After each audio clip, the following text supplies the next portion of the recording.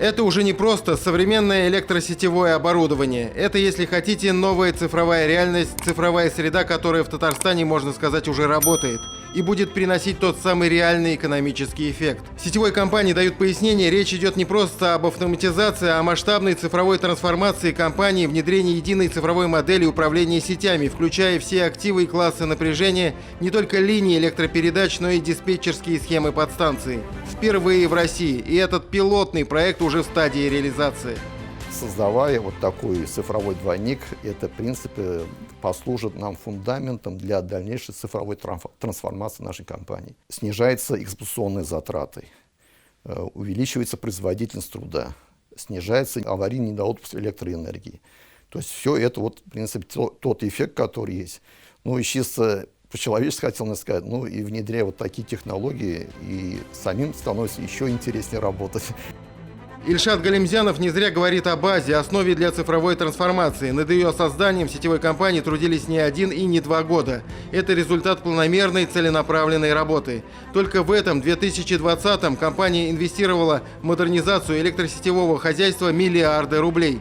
Знаковым для всей энергосистемы республики стало открытие первой в Татарстане цифровой подстанции закрытого типа 110 кВт «Портовая» в Казани. Такой же современной подстанции 110 кВт «Верхний Услон». Технологически она соответствует всем реалиям цифрового мира. Показательно, что запуск ее произвели дистанционно из диспетчерской в Буинске. Энергетический прогресс пришел во все районы и города республики. Современная электрическая база и подстанция в селе Аняково стали настоящим украшением и надежным энергетическим фундаментом для всего Актанышского района и других близлежащих территорий. Уникальная подстанция на 220 кВт появилась в Зеленодольске. Она не зря получила гордое имя «Столетие ТССР». Здесь в полной мере внедрены все элементы новейших интеллектуальных технологий, что называется от А до Я.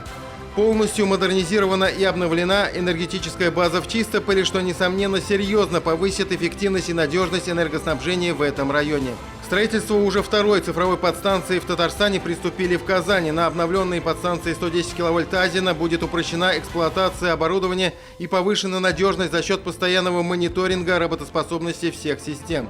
А реконструкция воздушной линии 110 кВт Чинчурина-Тетюши позволит значительно повысить надежность и качество электроснабжения потребителей Заволжской зоны. В планах сетевой компании сохранить темпы развития и обновления электросетевого хозяйства. С этой целью для потребителей нефтедобывающих районов юго-востока Татарстана инициирован проект в зоне обслуживания альметьевских электрических сетей. Надежность электроснабжения жителей Елабуги и Елабужского района Татарстана повысит реконструкция подстанции 110 кВт Прикамская. В создаваемое на этой территории энергетическое кольцо будут включены также подстанции Щелоков и Тойма-2.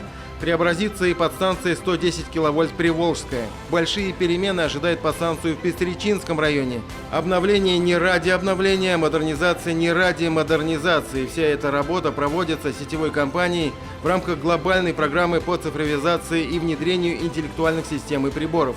Выгода здесь, опять же, обоюдная. Компания повышает свою эффективность, надежность электроснабжения, снижает потери в сетях. Потребители, соответственно, новое качество и комфорт. Для нас это удобно. То, что, во-первых, нам не надо идти и снимать, смотреть, высчитывать что-то. Автоматически переходит. Комфортно, тоже комфортно. В личном кабинете это все отражается. В уходящем 2020-м сетевая компания продолжила реализацию масштабной программы по установке интеллектуальных приборов учета, так называемых умных счетчиков. В 2020 году установлено уже почти 61,5 тысяч умных счетчиков. Уже сократили технологические потери, соответственно, технологические потери у нас в том или ином виде перекладываются в тариф, соответственно, нет роста тарифа. Поставив конкретные, умные счетчики вот каждому конкретному конечному потребителю, мы обеспечили прозрачность балансов электроэнергии с уровня центра питания до каждого конечного потребителя. У потребителя уже есть информация этого прибора учета в его личном кабинете. Надежность, комфорт, оперативность, нацеленность на потребителя – эти факторы стали определяющими для специалистов сетевой компании и в этом непростом 2020-м. Для удобства клиентов работники филиалов и подразделений сетевой компании теперь значительную часть работ проводят без отключения потребителей, то есть под напряжением. Год 2020 особый и для Татарстана, и для энергетиков страны. Это юбилейный год столетия нашей республики, а также ровно 100 лет исполнилось в этом году плану Гойл-Ро. Эпохальные даты в сетевой компании компании отметили по-своему эпохально. В этом году специалисты сетевой вышли на знаковый рубеж. 100 тысяч работ под напряжением. Юбилейная работа по замене деревянной опоры на железобетонную на воздушной линии 0,4 киловольта была проведена в буинских электрических сетях.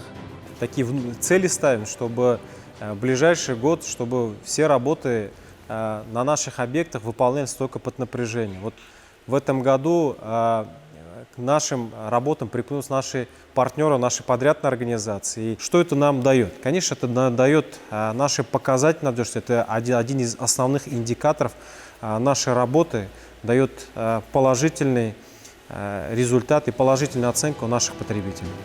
Еще одна значимая дата для татарстанских энергетиков – 120-летие начала официальной работы первого энергетического предприятия на нашей земле – Общество газа и электричества Казани. По этому поводу в одном из зданий компании была развернута экспозиция, основой которой стали ценные исторические материалы, переданные компанией Национальным архивом Татарстана. Еще один замечательный подарок ко Дню энергетика и столетию ГЛРО. Вот этот сборник стихов, он так и называется «Электричество». В словах в него вошли стихи Роберта Бернса, Шавката Галиева, Бориса Захадера, Владимира Маяковского, Равиля Файзуллина. То есть будет интересно и детям, и взрослым. Это был одновременно и сложный из-за пандемии, и, как ни странно, успешный год для сетевой компании. И энергетики прошли его с честью, очень достойно, не забывая про своих ветеранов, оказывая помощь и поддержку тем, кому в этот период было наиболее трудно. Вторая половина декабря для энергетиков традиционно самая напряженная и приятная одновременно. Нужно все успеть и поработать с полной отдачей, и коллег, ветеранов поздравить с праздником. Прежде всего с Днем энергетика и предстоящим Новым годом. Благотворительный фонд, который очень хорошо помогает, то есть поддержание здоровья, даже санаторно-курортное лечение, протезирование, которое пенсионерам нужно, как сами знаете, очень помогают. Пожалуйста, путевки, езжайте, отдыхайте куда хотите. Ремонт зубов, пожалуйста. Лотерейный билет, который я выигрышный выдернул. Что я здесь, да. Подарочные наборы для наших ветеранов около 3000 штук. Вот сейчас они сегодня подготовлены, мы получили, сейчас идет уже, как говорится, мы это вручаем нашим ветеранам. И мне хотелось бы, чтобы вот в этот Новый год наши коллеги в своих пожеланиях еще пожелали дальнейшего процветания нашей сетевой компании и дальнейшего процветания нашей любимой республики. Заботой о каждом, с энергией для всех. С Днем энергетика, коллеги! С новым наступающим годом! Тимур Бекмурзин, Роман Безменов, Владислав Поташников. 7 дней. Все выпуски программы «7 дней» смотрите на YouTube-канале ТНВ.